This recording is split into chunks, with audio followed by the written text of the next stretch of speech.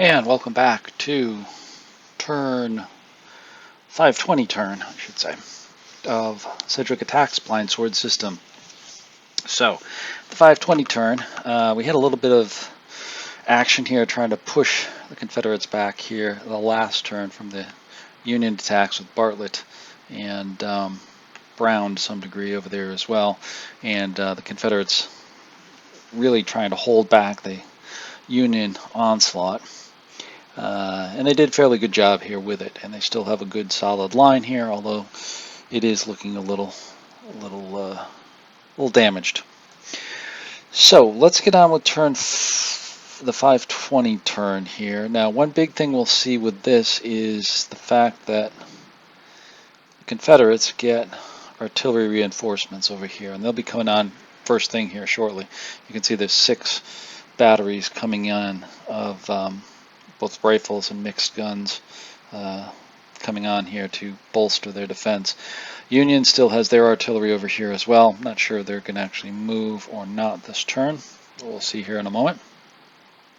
And I think the Union will probably continue to push on the Confederates' defense, and the Confederates will attempt to hold. So let's get started. So let's see, with the artillery, I believe oh yes, we did our dice rolls here.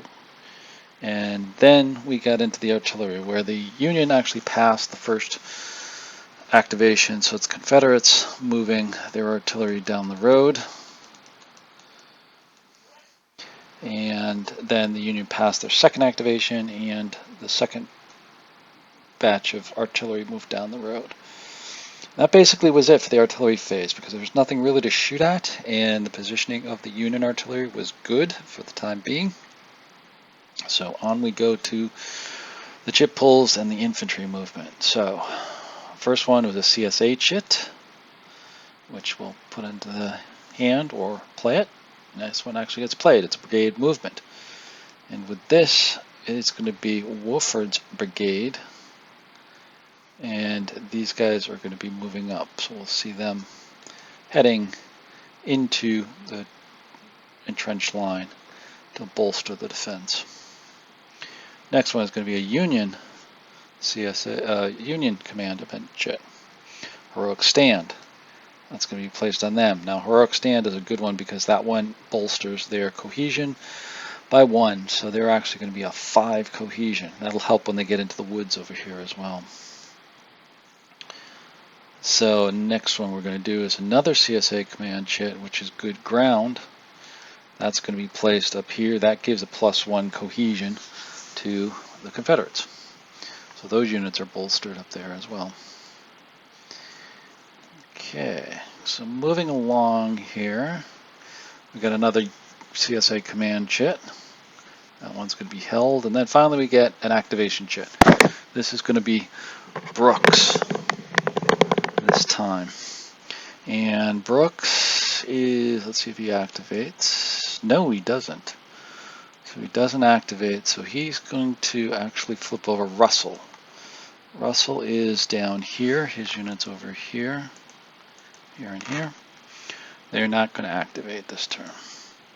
Sedgwick, the commander, he does activate, and he is going to activate Bartlett to attack. So Bartlett back up here, he's going to go into the attack and potentially go up against Wilcox-Wolford over here.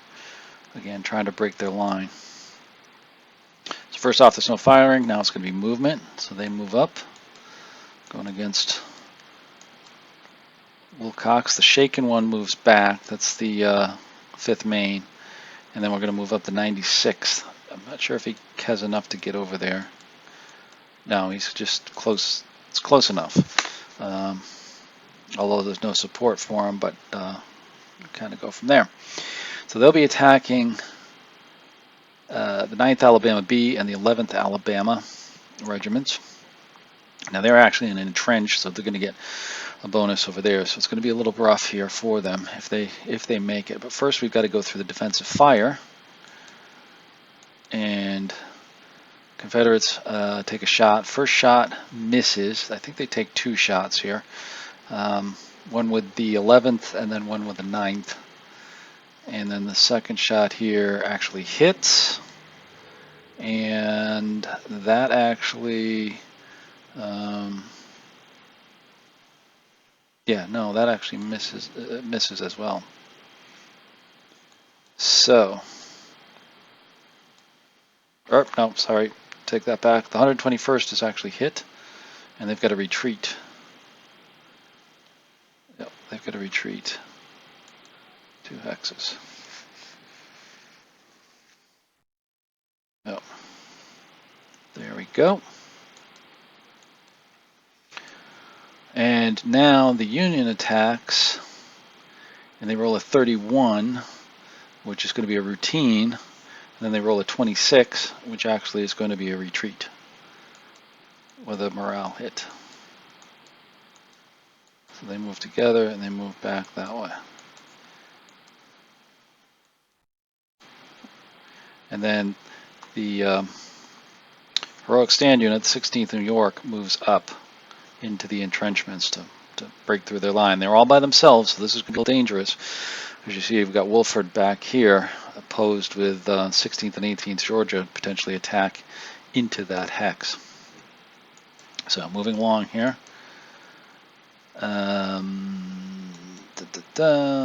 So Bartlett. Yeah, Bartlett is still, he didn't fully activate. That was the activation with Sedgwick, so he will still be available for his activation later on. So the next one is Brooks, and he gets it, and he's going to activate Bartlett again. So continuing on the attack, because we do have most of Bartlett's units still in good shape, and now we've got the 96th that moves up, and they're into the 16th is into the trenches, so we get lucky here. We're going to be able to do a double move this particular turn and hopefully push the Confederates back even further. So let's see here. First off, it's a shot from the 16th to the 16th Georgia and 18th Georgia. They roll a 46, which I think, yeah, it does a retreat, I believe. Yep, it's going to be a retreat. So they actually retreat 2. So that forces them out. Now, here comes the 96th. But that's as far as they can go because it costs 2 points to go into the woods, but then it costs another point to go over the entrenchments, and they don't have enough. It's only 4 for the attack. So we're going to have to move these guys up as best we can, and yeah, see how things go here. So next comes McLaws. He comes out and he activates, and Mahone is going to attack. So he's going to counterattack. So Mahone is here, and I believe, yeah, he's just there and there. Yeah, those are Wolford's, Mahone. So it's just going to be these guys, coming into the attack. And first off, I don't believe they have anything to shoot at, so they're just going to move up. Oh, there's Mahone up there too. Yep. They're going to move. So we're going to see them get rid of their good ground. And these guys are going to go up to here. And then the other guys are going to go over to here. So now this is interesting because this is going to get them in a flanking fire. So they're going to get a bonus for the close combat over here. All right. So, but first, the 16th New York gets a chance to defensive fire. And I believe they took a shot at, just looking here, I believe they took a shot straight in front of them at the 12th Virginia. Let's see here. Yeah, they're shooting at the 12th Virginia. They roll a 43 and a 54, which actually flips them to battle worn. And then they have to retreat. So this changes the attack a little bit. Still going to be a flanking attack, but it changes the attack a little bit because now You notice these guys are battle worn, so they're going to choose the 41st and the 16th as their main attack, and they're going to have to go over the entrenchments and try to get them, but they still have the flank bonus, and we'll see how it goes. So their attack first rolls a 63. That's going to be a hit, and then a 41. So that actually flips the 16th New York to battle worn, and then forces them to retreat into there, and then into there. Alright, so they can go back. So they're thrown out of the trenches by the 41st Virginia and the 16th Virginia back over here. So the Union has attacked. Confederates have mounted a good counterattack and have retaken the trenches. Okay. So next we get the Fortunes of War. Fortunes of War, it's going to be, next chit pulled is going to be ignored. It's a USA command chit. That's going to be pulled out and just left to the side. And then we've got Wilcox, the brigade, the brigade activation. So he's a 5. Oh, he rolls a 6. Doesn't activate, so he's done. Interesting. Wilcox is letting Mahone do all of the work. So the next one is McLaws again. Rolls a 3. He can activate somebody. It's going to activate, I think, Kershaw. Just double check. Yeah, it's going to be Kershaw. And they're maneuvering. And he just moves up Kershaw. Kershaw's 1 brigade moves up with the rest of them over there. Okay, McLaws comes out again, rolls for an activation, fails. This time it's going to be Wooford. Yeah, because we activated Kershaw and Mahone already, so it's Wooford that activates. And I don't think, no, he doesn't have anything to shoot at, so that ends that activation. Newton comes up next. Newton is going to be Brown with an E and Wheaton. And they get a 5, they fail. So that's going to be, I think Wheaton is the one who's taken on that one. He's not going to do any movement. Yep, Wheaton is not moving. Then we move on here. McLaws again. Roll a 2, so they activate. And this is going to be Semmes. And Semmes, what does Semmes do? Semmes doesn't do anything. I think they stay put, staying behind the entrenchments, not venturing out against the Union. They're going to stay in their entrenchments, holding out as best they can. So next one is the Fog of War. This is the dice roll to see what happens. We roll a 2. That's going to be a Confederate, Rebel Battlefield Chaos, meaning that one unit is going to be marked with the Fog of War chit, meaning that they can't do very much, although Mahone is actually done, so it's not really going to have a lot of effect, but in case they get attacked again, there's a little bit of a bonus of not being able to play any other event chits and things like that on them. So moving on from that, we've got Brooks. He's going to try to activate again. He fails. This time he is going to get rid of Bartlett, I believe, or no, excuse me, Brown, because Brown did not do anything, so he stays put. Next command is a USA command chit. It's a rally. So we're going to try to rally. We've got a couple of units we can rally over here, both New Jersey, 1st and 15th. And we're going to rally. I think it's going to be the 1st. We'll see. Yeah, it's the 1st that rallies. It's successful because it had a +2 modifier to its cohesion, so it rolls a 3, and that gets them exactly what they need. So they're back up to strength. And then we got a firefight, which this I think was no, this wasn't a Helen chit, this was a pull chit.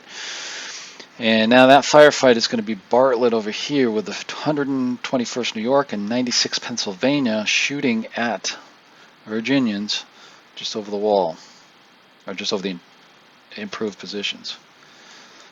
So they're going to fire there. They roll a 64, which is a hit. Then they roll a 36, which forces a depletion and a morale hit and a retreat. Confederates fire back, and they miss. So on to the next one, which is Wilcox, Commander-in-Chief. He rolls 2 and activates, and he's going to recover. He's going to have Mahone activate, and he's going to be doing a, actually I think it's a defend. Yeah, he's defending, because now he gets 16th Virginia shooting back at Bartlett over here, Bartlett's units over here. And, or no, they did a, I take that back. They may have done a regroup. Let me just check on that. Oh, it's not marked here. I think they do a regroup instead, so I apologize for that. They were trying to regroup units, and they get one here with the 6th Virginia coming back, but not the other one, which is the 12th Virginia. And then we move on to Newton again. This is going to be for Brown with an E. Rolls a 5, he fails, so he is not moving or doing anything either. And then we move on to the next shit, which is going to be Heroic Stand.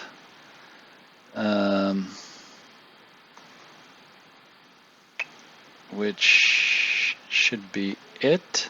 Yeah, that's the last shit to be played. And then we end the turn. We clean the board up and end the turn. So where do we stand after the 520? Well, pretty much the same. It's kind of a little bit of a lull and kind of a slow moving action. We did have some action here in the trenches, right above the pike, or excuse me, the plank road up in here, and pushed Mahone out, but they pushed Wilcox out, but Mahone counterattacked and was able to push us back in. Bartlett is still in decent shape. Meanwhile, Brown is ready to attack with an E, and also Brown without the E is positioned to attack here as well, if we can get some activations. So again, a little bit of a lull. Union's trying to push forward, but the Confederates are holding the line, and more importantly, the Confederates have artillery rolling down the that one's actually the orange pike over there, and that's the plank road right there. Okay, so that's the end of 520. Still anybody's game. We're still pretty early on in this, and we'll see what happens in the next one, which will be the 540 turn. See if the Union can push through. Now, it is interesting because there's some gaps opening up here with this victory hex for the Union, potentially becoming available to attack. But as you can see, there's a good bit of Confederates, although they're beat up a little bit, but they're still in position to defend that hex. So we'll see what happens here. So once again, if you like the video, please like us and comment and subscribe, because we'll be on with the next one coming up tomorrow. Thanks for watching. Bye-bye.